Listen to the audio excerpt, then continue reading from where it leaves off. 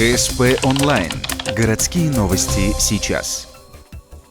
Четверг, 18:00. Городской дворец культуры. Концерт коллектива хип-хоп эстрадного танца United Beat. 15 лет беспрерывного творчества. Взлеты и падения, победы и поражения. За это время больше 2500 мальчишек и девчонок прошли школу бессменного руководителя Саида Джараева. Выступлению танцоров предшествует световое шоу. Затем на сцене появляются они и сразу срывают аплодисменты. У United Beat всегда обалденные концерты.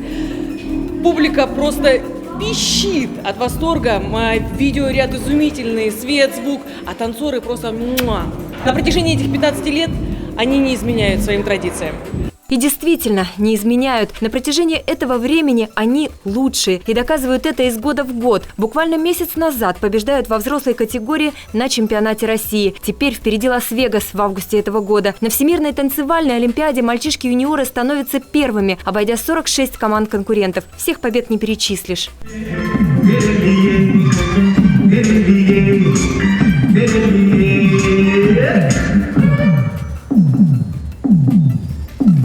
Давай поедем ко мне. Нет, я не могу.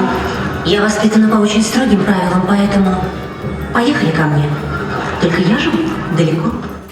Зрители встречают овациями любимые постановки. Индийское кино, грузинские танцы, хоккей, письмо. Каждый танец юнайтедов – мини-спектакль. Маленькое шоу, рассчитанное на тех, кому слова не нужны. Достаточно просто ритма, бит за битом. Движение подсказывает музыка. Какие слова могут быть, когда на сцене United Beat? Этим сказано все.